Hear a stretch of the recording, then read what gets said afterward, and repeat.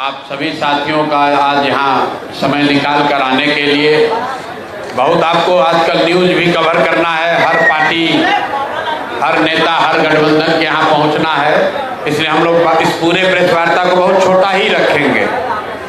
मैं आज के विषय पर आऊँ उससे पहले मैं आपका परिचय कराना चाहता हूँ।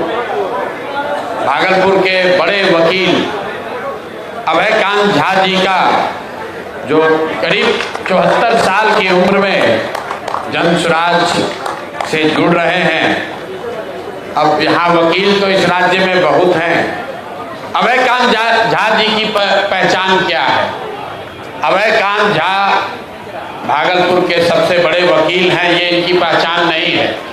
इनकी पहचान ये है कि बिहार के सामाजिक राजनीतिक जीवन में सबसे विध्वंसकारी जो भागलपुर के दंगे हुए, आप सभी लोग जिन्होंने भागलपुर दंगे के बारे में पढ़ा है, सुना है, उन दंगों में मुस्लिम समाज के जितने लोगों के साथ त्रासदी हुई, ये अभयकांत झा हैं जिन्होंने उन सारे मुस्लिम समाज के लोगों का केस करीब करीब निःशुल्क लड़ा है।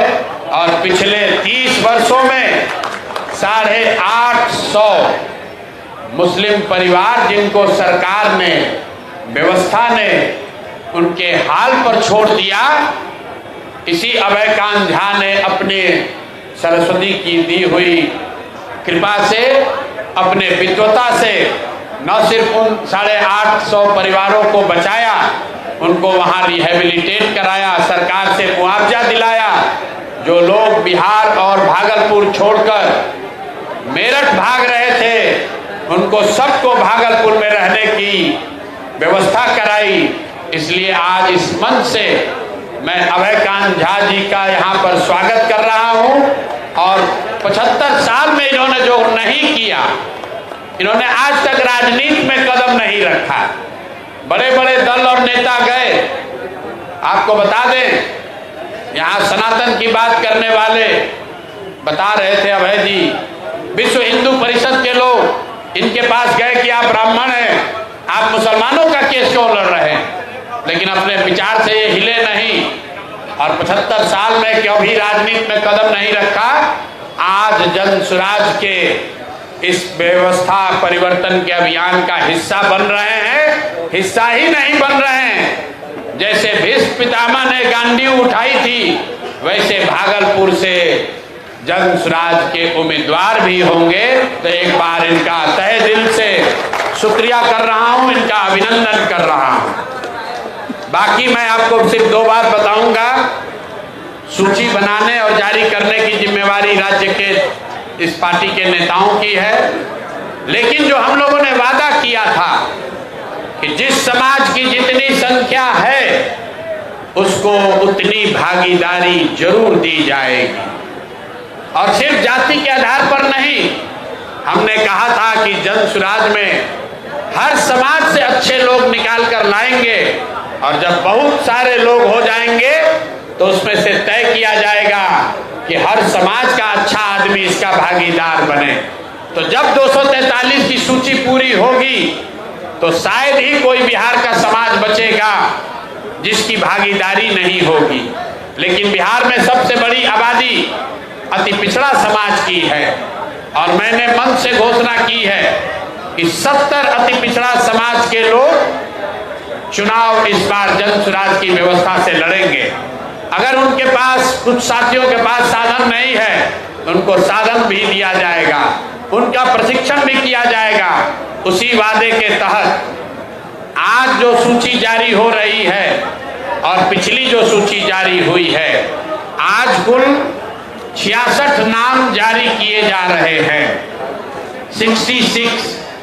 इससे पहले 51 नाम जारी किए गए थे। सॉरी, इस बार 65 आज हो रहा है, पहले 51 हुआ है, तो दोनों मिलाकर 116 सीट हुआ। 116 में 25 रिजर्व है, आरक्षित सीटें 25 जो हम लोग रिजर्व घोषित कर रहे हैं, बच गई 91। 91 में 31, 91 में 31 अति पिछड़ा समाज को भागीदारी दी गई है। बिहार के इतिहास में किसी मेन स्ट्रीम पार्टी ने आज तक अति पिछड़ा समाज के लोगों को इतनी बड़ी भागीदारी कभी नहीं दी है।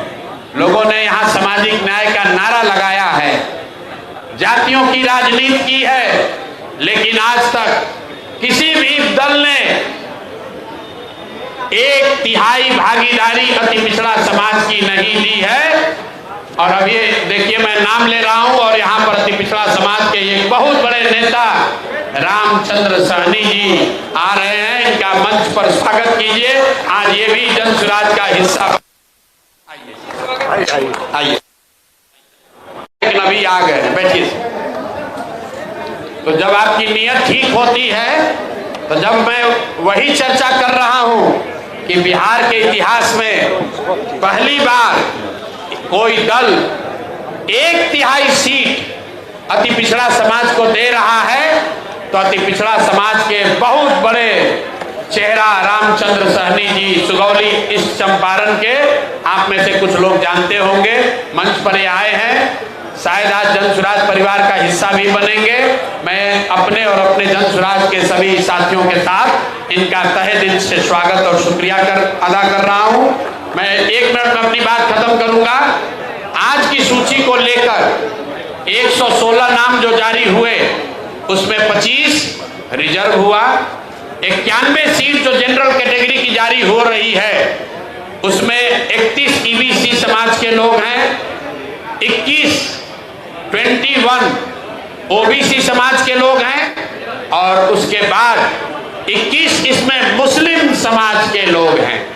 पिछली बार 7 दिया गया था, इस बार 14 दिया गया है। तो जो बात हम लोगों ने जन सुराज में कहा है कि जिस समाज की जितनी संख्या है, उस समाज से उतने लोगों को ढूंढकर, आग्रह करके, समझाकर, मदद करके, हाथ पकड़ के लाएंगे और उनको बिहार की इस व्यवस्था परिवर्तन के अभियान का हिस्सा बनाएंगे। मैं चाहूंगा कि अब सूची जो आज की है वो हम लोग के राज्य के अध्यक्ष माननीय मनोज भारती जी आपके सामने रखेंगे। उसके बाद हम लोग आपका सवाल जवाब लेंगे। अगर आपकी सबकी अनुमति हो तो 2 लाइन रामचंद्र सहनी जी से ये अपनी बात रखेंगे, और अभय जी कैसे इन्होंने 850 भागलपुर के दंगे से पीड़ित मुस्लिम परिवारों के लिए इन्होंने कैसे मदद की है, और अपना परिचय अगर ये 2-2 मिनट दे देंगे तो हम सब उसके लिए अनुग्रहित होंगे। बहुत बहुत धन्यवाद। अभय कांत जी पहले बोलेंगे, फिर माननीय सहनी जी बोलेंगे, उसके बाद आज के 65 लोगों की सूची हम लोग के राज्य के अध्यक्ष माननीय मनोज भारती जी आपके सामने जारी करेंगे।